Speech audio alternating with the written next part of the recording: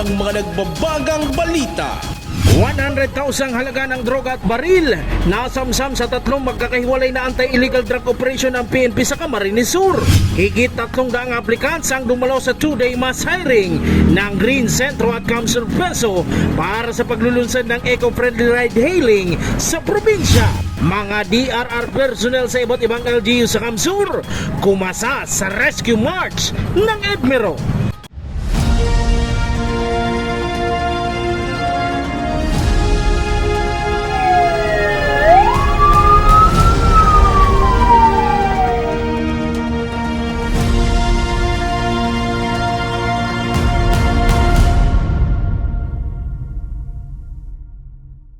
Magandang gabi, narito ang mainit na balita sa Camarines Sur.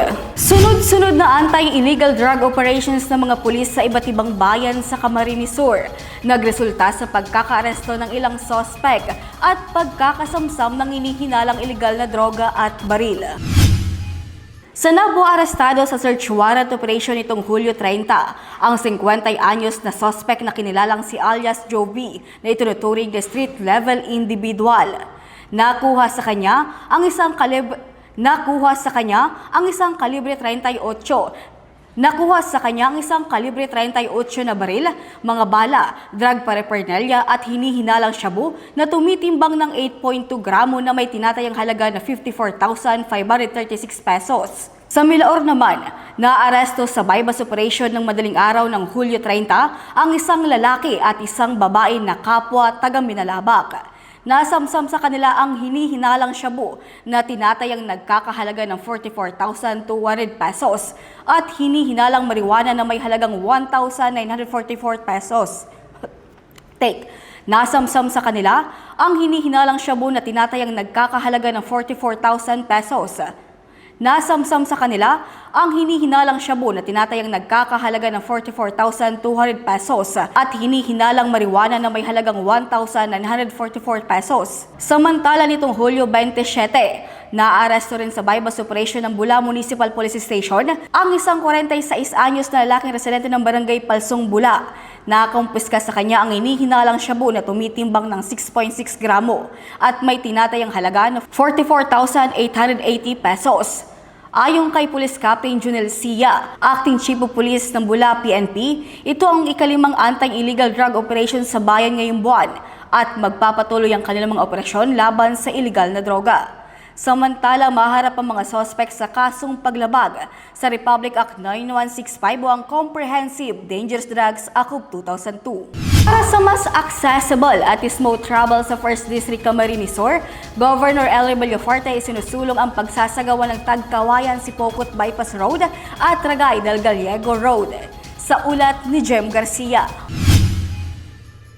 Isa sa prioridad na programa ng provincial government ng Camarines Sur ay ang pagpapalakas ng road connectivity sa pamamagitan ng mga bagong road networks lalo na sa unang distrito ng Camarines Sur na tinatawag ding Gateway to Calabarzon. Sa ngayon, bilang pagpapalakas nito ay isinusulong ng pamahalaan ng paggawa ng panibagong daan na tatahakin ang Tagkawayan Sipokot Bypass Road at Ragay del Gallego Coastal Road. Ang mga daang ito ay planong magkaroon ng 4-lane na naglalayong mapadali at mas mapabilis ang pagbiyahe at may konekta sa mga barangay na mahirap pang tunguhin dahil sa daan. Ayon kay Governor Elry Villafuerte, may naging pag-uusap na sa pagitan ng Department of Public Works and Highways o DPWH para sa road right-of-way ng naturang mga itatayong kalsada. Yung Tagkawayan, si Pokot yan, malaking bagay yan. Nag-study na po tayo. Nag-meeting tayo sa DPWH, inaayos na yung alignment, yung right-of-way. So, abutin po yan ng taon, no? But importante, may plano tayo for the future. Marami rin tayo i-announce pang plano sa Rinconada, 2nd District, 3rd District, Partido. Pinag-aaralan na natin yan. In coordination with DPWH, last week nag-meeting na po ang province with DPWH tungkol dun sa dalawang kalsadang yan. Ragay del Gallego, Tagkawayan, Quezon to Sipokot. So ano yan, hindi lang plano, mangyayari po yan. Jem Garcia, CSN. No gender and age limit para sa mga nag-apply sa mass hiring na isinagawa ng Green Centro at Peso Camsur sa DTC Building Capital Complex para sa ilulunsad na eco-friendly ride-hailing sa probinsya. Higit 300 aplikante mula pa sa iba't ibang lugar sa Camarines Sur ang nakilahok sa 2 araw na mass hiring na inilunsad ng Green Centro katuwang ang Kamsur Public Employment Service Office o Kamsur PESO. Kabilang sa mga bakanting trabaho ang 450 driver positions bilang paghahanda sa paglulunsad ng eco-friendly ride-hailing service sa Camarines Sur.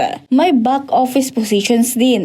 Ayon sa Green Centro, bukas ang trabaho sa lahat ng kwalipikadong aplikante. Ano man ang kasarian o edad basta physically fit to work at nakakatugon sa mga kinakailangang requirements ng posisyon. Isa sa mga nag-apply ay si Clara. Ayon sa kanya, hindi siya nagdalawang isip na subukan ang driver position sa kabila ng paniniwalang karamihan sa mga nasa ganitong larangan ay mga lalaki. Malaking bagay rin umano na nabigyan siya ng pantay na pagkakataong makapag-apply at maipakita ang kanyang kakayahan. Kaya ko rin po lahat gawin. Pag-drive, pag-assist ng mga tao. Dako ng oportunidad po sa araw ko ring babae na mahilig mag-travel.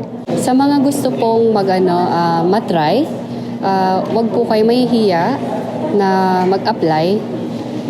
Malaking oportunidad po to sa mga kababaihan, hindi lang po sa lalaki. Hope na mag-apply kayo para mas maano nyo yung skills nyo. Hindi lang sa ibang skills kundi sa pag-drive din. Samantala isang food delivery rider naman ang diretsyong nagtungo sa venue habang suot pa ang kanyang uniforme. Ayon sa kanya, siningit niya ang pag-apply sa kabila ng kanyang trabaho dahil ayaw niyang palampasin ang oportunidad na ibinigay sa mga naghahanap ng hanap buhay sa probinsya. Sa panahon ngayon, ma'am, sa patuloy na pagtaas ng mga bilihin bilang ama at may anak, kahit na anong trabaho, ma'am, papasukin ko, ma'am, basta legal. Bali, naka-duty po kasi ako ngayon sa Food Panda, ma'am. So, patapos na rin po. Kaya, magbakas-kali na lang po ako dito na pumunta. Mag-apply, ma'am, ng extra income ulit. Ang mass hiring ay bahagi ng pakikipagtulungan ng Provincial Government of Camarines Sur sa pamamagitan ng Kamsur PESO at Green Centro sa layuning makalikha ng mas maraming job opportunities para sa mga Camarinense. Ito ay isinusulong sa pamuno ni Gov. El Rey Villafuerte bilang bahagi ng mga hakbang ng pamahalaang panlalawigan upang mapalawak ang empleyo at mapalakas ang turismo sa probinsya. Nagbukas rin ng online application ang Green Centro katuwang ang PESO para sa mga nais pang mag-apply. Regine Boy, CSN. GMVCC Pasacao inaasahang magbubukas na ngayong Agosto. Eskwelahan, magbibigay ng kalidad na edukasyon para sa mga estudyanteng nasa coastal at upland areas ng bayan. Narito ang report ni Jem Garcia. Puspusan ng paghahanda ng Governor Mariano Villafuerte Community College o GMVCC sa bayan ng Pasacao para sa nalalapit na pasukan ngayong Agosto. Kasabay kasi ng bagong school year ang pagbubukas ng panibagong campus ng GMVCC. Maaari na itong magamit ngayong academic year, sa katunayan may mga ino-offer na itong kurso na maaaring pasukan ng mga incoming college students. Itinayo ang paaralan sa coastal barangay ng Tinalmod at dahil coastal area ay kinakailangan pang tawirin ng bangka kung manggagaling sentro. Ayon kay Kamsur Governor El Rey Villafuerte, dahil mahirap ang transportasyon patungo at paalis ay hindi na nakakaluwas ng mga estudyante upang mag-aral sa mga karatig barangay. Malaking bagay dahil coastal area yun, no? Barangay Tinalmod. Nagpatayo na po ang aking ama doon ng high school sa coastal barangay ng Tinalmod. Ang nangyari kasi, pag-graduate nila, marami doon hindi kayang makapag-aral sa Naga, sa ibang lugar. So binabuti natin magpatayo ng college sa coastal area ng Pasacao na pwedeng mag-aaral rin ng mga taga-coastal ng Libmanan at San Fernando. Malaking tulong rin umano ito sa mga naninirahan at magsisilbi sa coastal and upper areas ng 2nd District ng Camarines Sur tulad ng Pasacao at Libmanan. Mag-i-start na tayo. Ang pagkakaalam ko ngayong Agosto, mag-i-start ang yung enrollment. So mayroong offered na course ngayon, yung Bachelor of Science in Entrepreneurship. Mga kabataan na nasa coastal at upland barangay, hindi lang sa Pasacao, pati yung mga coastal at upland barangay ng Libmanan, sigurado makikinabang ang mga kabataan dito na maipagpatuloy nila ang kanilang pag-aaral sa kolehiyo ng libre. Dala po ito ng Provincial Special Governments Unit, as a initiative by our Governor El Rey at of course ni former Governor Congressman Luigi Villaferte. Malaki ang pasasalamat ng mga residente dahil sa inisyatiba ng pamahalaang panlalawigan ng Kamsur sa pamumuno ni Governor El Rey Villaferte at Kamsur 2nd District Representative Luigi Villaferte upang matugunan ang maganda at kalidad na edukasyon. Jem Garcia, CSN. Transport sectors umaaray sa patuloy na pagsirit ng presyo ng petrolyo. Transport leaders sa Camarines Sur, hinihiling ang fare hike at gas subsidy para sa transport sectors. Ang buong detalye sa report ni Jen Amador.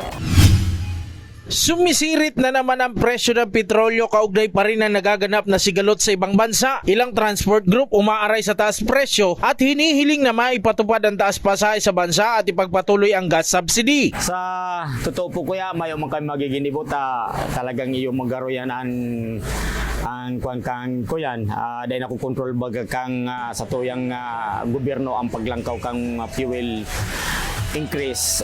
Sa muya po na lang pigahagad siguro, sabi ko po nga ni sa pagmiriting mikan last week na ito po talagang 1 piso na although aprobado naman kang DOTR to, ngunyan pig-suspend lang to ni BVM, siguro po ilis na po si suspension po kadto, itaon na po itong pigahagad na ito. Sa totoo po kaya itong kwento ito 1 pisong ito ang rate kadto kang fuel kadto kang diesel 58 pa lang to.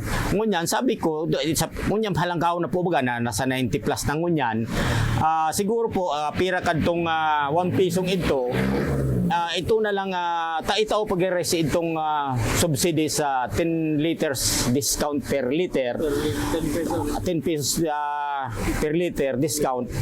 Dako lang tabang naman yan. Ayon pa kay Villante, suwestyon nila magkaroon sana ng konkretong planong pamahalaan sa transport sector dahil sa ngayon ay hindi nila ramdam na may plano para sa kanila. Sa paulit-ulit na taas baba sa presyo ng gasolina ay wala man lang paggalaw sa pamasahe, gayong sumusunod naman sila sa mga iniutos ng gobyerno maging sa pinapatupad na modernisasyon ng mga transport vehicle. Kung pwede po uga na mag-ibusin daning data, araw po halim po ngunyan po bagata ang fuel dahil kontroladong intero na biglang taas na baba man. Ngunyan sabi ko po nga na sides ko po to talaga na kung in case po baga naging na 100 na, pira po ang dapat i-increase kang pamasahe. Mag-ibo ng data. Pag nag-110, pira man i-increase. Ngunyan po, pag sakaling nagbaba, di may bababa man po girari ang goyan, ang mga pamasahe.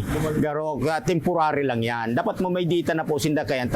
Bako pong ko yan, garo, sakito naman sa partikan transport na paglalangkaw, dikit-dikit, mapitation ka pa para magkaigwa lang ng fair increase. Haluyong pong namaray. Medyo po nga ni masakit i-explain yan sa mga member ko sa pabat ko para makasunod lang kami sa programa kang gobyerno na modernization. Sa although po nga sa talaga, kami po nga sa UV Express, kami po nga talaga, inot pa kami na itong bigapod na nag-modern na kami kang panahon. Dahil kami po talaga sa UV Express, may peace out kami. Every 13 years talaga, nasangli kami. Ngunyan, pibago na naman ang pangarap, ako na katong peace out, modernization naman, nakaabay na naman po kami. Patuloy pa rin ang panawagan ng transport group na mabigyan sila ng konkreto at long-term plan dahil sa sitwasyon nila ngayon, nawawalan na sila ng pag-asa na mabigyan ng pansin ang kanilang mga hinaing. Jan Amador, CSN. Mga DRR personnel sa iba't ibang LGU sa Kamsur kumasa sa rescue march mula Kamaligan hanggang Pili, Camarines Sur bilang parte ng Camarines Sur Resiliency Festival 2026. Narito ang report ni Jem Garcia. Bitbit ang iba't ibang rescue requirement at aparatus. Nariyang may casualty pang nasa stretcher. 15 kilometers ang nilakad ng mga Disaster Risk Reduction Management Offices mula sa iba't ibang lugar sa Camarines Sur sa Rescue Mass Assembly for Rescue and Care for Humanity. Naglakad ang mga kalahok mula Kamaligan hanggang sa Pili Capitol Complex na isang endurance at readiness challenge para sa mga tulad nilang emergency responders. Ilan lamang sa mga bayang kumasa sa Rescue March ang MDRRMO Calabanga at MDRRMO Tinambak. Ayon sa mga ito, nakakapagod man ay tinuturing nilang napakagandang oportunidad ang aktibidad para sa kanila dahil marami silang natututunan at nagsisilbi rin ito bilang pagsasanay sa kanila. Oh, grabe talaga, pagod. Ang preparasyon nito talaga dapat pala, kailangan mo talaga mahaba-habang preparasyon kasi ang bitbitan, kailangan mo strenuous talaga. Ang trabahong ito, dapat ito talaga commitment, long range commitment ito. Pero maganda naman at saka talagang makikita mo yung experience mo dito, talagang makikita mo parang hinahanda talaga mga responders para sa mas malakihang mangyayari. So, itong experience namin as if para bang sa lakad na 14.5 kilometers, dito pa lang na may bit-bit ka, lalakad ka, ang mga kawat-kaban mo parang ayaw na. Pero pagkastang gustong-gusto mo yung ginagawa mo, yun nga parang ang pagod parang naiinda mo na lang. Kasi habang papalapit ka ng papalapit, na-excite ka kasi malapit na tayong matapos. Malapit na tayong ma-meet yung goal natin na to reach the finish line. Ma'am, pero maugma po. Maugma tas kadakol pa po kami naaaraman sa mga ibang kapwa mi ka responder. Tapos kadakol po kaming nahihiling ng mga bagong gamit sa ibang lugar.